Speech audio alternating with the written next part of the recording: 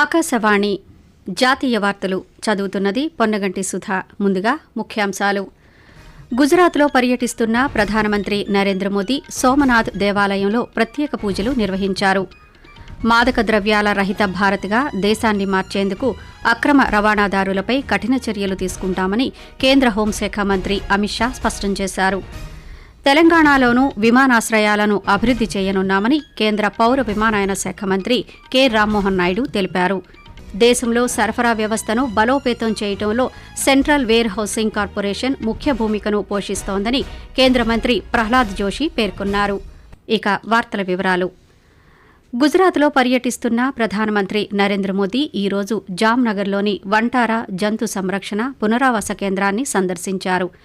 అనంతరం ప్రధానమంత్రి సోమనాథ్ దేవాలయాన్ని దర్శించి పూజలు నిర్వహించారు. కాగా రేపు ఉదయం ప్రధానమంత్రి ఆసియా సింహాల నివాసమైన గిర్ జాతీయ పార్కులో సఫారీ రైడ్లో పాల్గొంటారు. అనంతరం వన్యప్రాణులకు సంబంధించిన సమస్యలను చర్చించడానికి ససన్గిర్లో జరిగే 7వ జాతీయ వన్యప్రాణుల బోర్డు సమావేశానికి అధ్యక్షత వహిస్తారు. వన్యప్రాణులు, అడవుల సంరక్షణ, అభివృద్ధిని ప్రోత్సహించడానికి ఈ బోర్డు పనిచేస్తుంది. మరోవైపు దేశవ్యాప్తంగా మొదలైన రంజాన్ మాసం సందర్భంగా ప్రధానమంత్రి నరేంద్ర మోదీ ఈరోజు దేశ ప్రజలకు శుభాకాంక్షలు తెలిపారు. రంజాన్ పవిత్ర మాసం కరుణ, దయ, సేవ విలువలను గుర్తు చేస్తుందని ప్రధానమంత్రి సామాజిక మాధ్యమం ఎక్స్ వేదికగా తెలిపారు. మాదక ద్రవ్యాల రహిత భారత్గా దేశాన్ని మార్చేందుకు అక్రమ రవాణాదారులపై కఠిన చర్యలు తీసుకుంటామని కేంద్ర హోంశాఖ మంత్రి అమిత్ షా స్పష్టం చేశారు. దేశవ్యాప్తంగా 12 వేర్వేరు కేసుల్లో 29 మంది మాదక ద్రవ్యాల అక్రమ రవాణాదారులను న్యాయస్థానం దోషులుగా నిర్ధారించిందన్నారు. అత్యంత సమర్థవంతంగా నిర్వహించిన దర్యాప్తు ఫలితంగా వారికి శిక్ష పడిందని ఈ మేరకు సామాజిక మాధ్యమం ఎక్స్ వేదికగా తెలిపారు. యువతను మత్తు పదార్థాలకు అలవాటు చేస్తున్న వారిపై కేంద్ర ప్రభుత్వం ఉక్కుపాదం మోపుతోందని అన్నారు. తెలంగాణలోనూ విమానాశ్రయాలను అభివృద్ది చేయనున్నామని కేంద్ర పౌర విమానయాన శాఖ మంత్రి కింజరాపు రామ్మోహన్ నాయుడు తెలిపారు. హైదరాబాద్ కవాడిగూడలో కేంద్ర మంత్రి కిషన్ రెడ్డితో కలిసి ఈరోజు ఆయన పాత్రికేయుల సమావేశంలో మాట్లాడారు. వరంగల్లో మామునూరు విమానాశ్రయ ఏర్పాటు ఇక్కడి ప్రజల చిరకాల ఆకాంక్ష అని అన్నారు. భూ కేటాయింపులు జరగడంతో 8 నెలల్లోనే అనుమతులు ఇచ్చామని చెప్పారు. భూసేకరణ పూర్తయిన 2.5 ఏళ్లలో విమానాశ్రయ నిర్మాణం పూర్తి చేస్తామని రామ్మోహన్ నాయుడు తెలియజేస్తూ, వరంగల్ ఎయిర్పోర్ట్ కి ఏదైతే సెంట్రల్ గవర్నమెంట్ నుంచి క్లియరెన్స్ ఎంతో కాలం నుంచి పెండింగ్ ఉందో దాన్ని కూడా ఈ రోజు పూర్తి చేయడం జరిగింది. నేరో బాడీ ఫ్లైట్స్ అక్కడ నుంచి ఆపరేట్ చేయాలంటే సుమారు 2800 మీటర్ల రన్వే మనం తయారు చేసుకోవాలి. సుమారు 280 ఎకరాలు అదనంగా ఏదైతే ల్యాండ్ ఎక్విజిషన్ కావాల్సినటువంటి అవసరం ఉందో దానికి కూడా ఉత్తర్వులు జారీ చేశారు. కేంద్ర ప్రభుత్వం ఈ రోజు నిర్ణయం తీసుకొని రాబోతున్నటువంటి రోజుల్లో ఒక బ్రహ్మాండమైనటువంటి ఎయిర్పోర్ట్ వరంగల్లో నిర్మించడానికి మేము అన్ని రకాలుగా సిద్ధంగా ఉన్నామని సందర్భంగా తెలియజేస్తున్నాను. దేశంలో సరఫరా వ్యవస్థను బలోపేతం చేయటం, ఆహార భద్రతను నిర్ధారించడంలో సెంట్రల్ వేర్ హౌసింగ్ కార్పొరేషన్ ముఖ్య భూమికను పోషిస్తోందని కేంద్ర వినియోగదారుల వ్యవహారాల శాఖ మంత్రి ప్రహ్లాద్ జోషి పేర్కొన్నారు. న్యూఢిల్లీలో జరిగిన సెంట్రల్ వేర్ హౌసింగ్ కార్పొరేషన్ 69వ వ్యవస్థాపక దినోత్సవం సందర్భంగా కేంద్ర మంత్రి ఈరోజు వీడియో సందేశం ద్వారా ప్రసంగించారు. పప్పుధాన్యాలు, పత్తి, వేరుశనగ నిల్వ, నిర్వహణ, రవాణా ద్వారా ప్రధానమంత్రి గరీబ్ కళ్యాణ్ అన్న యోజన, ప్రధానమంత్రి అన్నదాత ఆయ్ సంరక్షణ్ అభియాన్లను విజయవంతంగా అమలు చేయడంలో సెంట్రల్ వేర్ హౌసింగ్ కార్పొరేషన్ సేవలు ప్రశంసనీయమని తెలిపారు. అమెరికా, భారత్ల మధ్య ద్వైపాక్షిక సంబంధాలు సానుకూలంగానే ఉన్నాయని విదేశాంగ శాఖ మంత్రి డాక్టర్ ఎస్ జయశంకర్ అన్నారు. ఢిల్లీలోని హన్స్ రాజ్ కళాశాల విద్యార్థులతో ఈరోజు ముఖాముఖిలో కేంద్ర మంత్రి పాల్గొన్నారు. ఈ సందర్భంగా ఆయన మాట్లాడుతూ అమెరికా విధానాలు భారత్కు అనుకూలంగానే ఉన్నాయని తెలిపారు.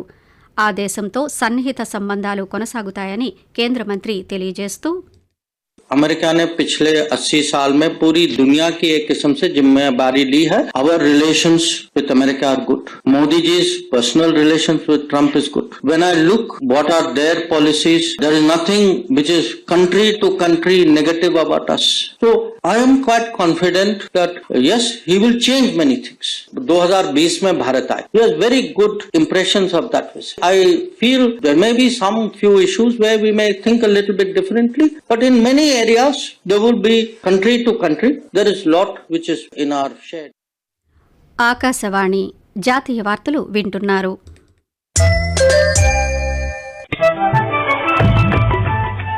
నిరంతర వార్తా విశేషాల కోసం ఆకాశవాణి సామాజిక మాధ్యమ వేదికలైన news on air YouTube channel ను, newsonair.gov.in వెబ్సైట్ ను, ట్విట్టర్ లో ఆల్ ఇండియా రేడియో న్యూస్ ను వీక్షించండి. తెలుగు ప్రాంతీయ వార్తా విశేషాల కోసం ఆకాశవాణి న్యూస్ విజయవాడ మరియు Akashvani news Visakhapatnam YouTube channels ను వీక్షించండి.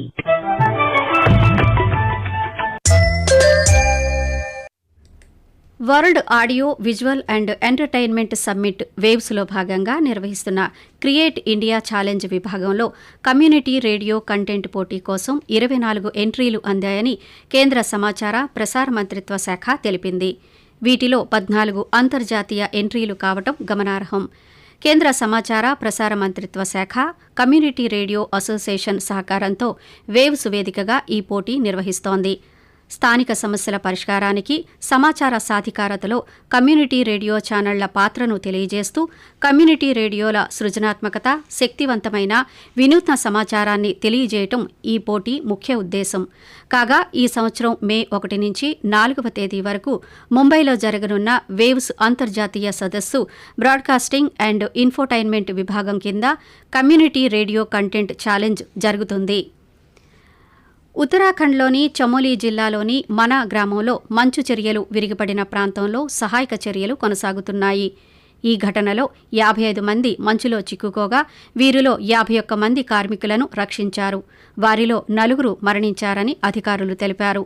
మిగిలిన 4 కోసం ఘటనా స్థలంలో గాలింపు చర్యలు చేపట్టామని ఉత్తరాఖండ్ విపత్తు నిర్వహణ కార్యదర్శి వినోద్ కుమార్ తెలుపుతూ, विभिन्न राहत एजेंसियों जिसमें सेना, ITBP, PRO, आपदा प्रबंधन विभाग, जिला प्रशासन, पुलिस, NDRF, SDRF, स्वास्थ्य विभाग और कई एजेंसियों के सहयोग से हम लोगों ने रेस्क्यू अभियान चलाया. कुल 55 लोग इसमें फंसे हुए थे, जिसमें से अब तक हम लोग 51 को निकाल चुके हैं, जिसमें से 4 की डेथ भी हुई है और 4 लोग अभी भी खोज रहे हैं. हम लोग 6 से 7 फीट बर्फ वहाँ है, इसके बावजूद वहाँ लगातार सर्च अभियान चलाया जा रहा है.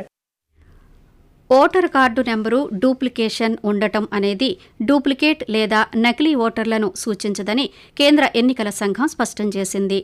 2 వేర్వేరు రాష్ట్రాలకు చెందిన ఓటర్లకు ఒకే ఎపిక్ నెంబర్ ఉండటంపై ప్రసార మాధ్యమాల్లో వార్తలు ప్రచారమవుతున్న విషయంపై ఎన్నికల సంఘం ఈ మేరకు స్పందించింది. కొందరు ఓటర్ల ఎపిక్ నెంబర్లు ఒకేలా ఉన్నప్పటికీ వారి ఇతర వివరాలు, ముఖ్యంగా జనాభా వివరాలు, అసెంబ్లీ నియోజకవర్గం, ఓటింగ్ కేంద్రం పూర్తిగా భిన్నంగా ఉంటాయని వెల్లడించింది. ఏ ఓటరైనా తమ రాష్ట్రం లేదా కేంద్రపాలిత ప్రాంతంలో ఎన్నికల జాబితాలో నమోదు అయిన తన నియోజకవర్గానికి సంబంధించిన పోలింగ్ కేంద్రంలో మాత్రమే ఓటు వేయగలరని, మరెక్కడా వేయలేరని స్పష్టం చేసింది. ఐసీసీ ఛాంపియన్స్ ట్రోఫీ గ్రూప్ ఏలో భాగంగా దుబాయ్ వేదికగా భారత్, న్యూజిలాండ్ జట్ల మధ్య ఈరోజు క్రికెట్ మ్యాచ్ జరుగుతోంది. తొలుత టాస్ గెలిచిన న్యూజిలాండ్ జట్టు ఫీల్డింగ్ ఎంచుకుంది. బ్యాటింగ్ చేసిన భారత జట్టు నిర్ణీత 50 ఓవర్లలో 9 వికెట్ల నష్టానికి 249 పరుగులు చేసింది. అనంతరం 250 పరుగుల లక్ష్యంతో బ్యాటింగ్కు దిగిన న్యూజిలాండ్ జట్టు కడపటి వార్తలు అందే సమయానికి 25 ఓవర్లకు గాను 2 వికెట్ల నష్టానికి 93 పరుగులు చేసింది. కాగా ఈరోజు మ్యాచ్లో విజేత అయిన జట్టు మంగళవారం జరిగే సెమీఫైనల్స్లో ఆస్ట్రేలియాతో పోటీ పడనుంది. ఆకాశవాణి జాతీయ వార్తలు ముగించే ముందు ముఖ్యాంశాలు మరోసారి. గుజరాత్లో పర్యటిస్తున్న ప్రధానమంత్రి నరేంద్ర మోదీ సోమనాథ్ దేవాలయంలో ప్రత్యేక పూజలు నిర్వహించారు. మాదక ద్రవ్యాల రహిత భారత్గా దేశాన్ని మార్చేందుకు అక్రమ రవాణాదారులపై కఠిన చర్యలు తీసుకుంటామని కేంద్ర హోంశాఖ మంత్రి అమిత్ షా స్పష్టం చేశారు. తెలంగాణలోనూ విమానాశ్రయాలను అభివృద్ధి చేయనున్నామని కేంద్ర పౌర విమానయాన శాఖ మంత్రి కె రామ్మోహన్ నాయుడు తెలిపారు. దేశంలో సరఫరా వ్యవస్థను బలోపేతం చేయడంలో సెంట్రల్ వేర్ హౌసింగ్ కార్పొరేషన్ ముఖ్య భూమికను పోషిస్తోందని కేంద్ర మంత్రి ప్రహ్లాద్ జోషి పేర్కొన్నారు. ఆకాశవాణి జాతీయ వార్తలు ఇంతటితో సమాప్తం. రేపు ఉదయం 6:45 ప్రాంతీయ వార్తలు వింటారు.